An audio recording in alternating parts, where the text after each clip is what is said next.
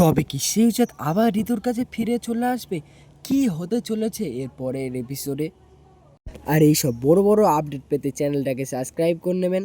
এর পরের এপিসোডে কি হতে চলেছে তাই নিয়ে আজ এই ভিডিওতে আলোচনা হবে। ঋতু সবার সামনে সে যাতে জামা ছিঁড়ে দেয় এবং প্রমাণ করার চেষ্টা করে যে তার হাতের লেখা ট্যাটু তার নামে। ঋতু সবার সামনে তার জামাটি ছিঁড়ে দেয়। শেহজাদ বুঝতে পারে তার হাতের লেখা ট্যাটু থেকে, এবং শেহজাদ ভাবে এর মেয়েটির নাম আমার হাতে ট্যাটু হলো কি করে। শেহজাদ ভাবে এবং অবাক হয়ে যায়। ঋতু এইদিকে শেহজাদকে গোলাম প্রমাণ করার চেষ্টা করতেই থাকে।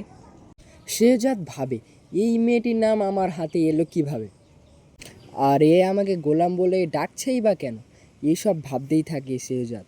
এর পরের এপিসোডে কি গোলামের স্মৃতি ফিরতে চলেছে নাকি আবারও শেহজাদ থাকবেই? এবং তার সাথে যে ঋতুর বিয়ে হয়েছিল এইসব জানার পর শেহজাদ অবাক হয়ে যায়। আর এর পরের এপিসোড আসতে চলেছে আর কিছুদিনের মধ্যেই, অপেক্ষা করতে হবে। আর এর পরের এপিসোড তোমরা দেখতে পারবেন ব্যাংকিং এন্টারটেনমেন্ট চ্যানেলে। চোখ রাখবেন, আপনারা সব দেখতে পাবেন। কিছুদিন বাদে আরেকটি পর্ব চলে আসতে চলেছে।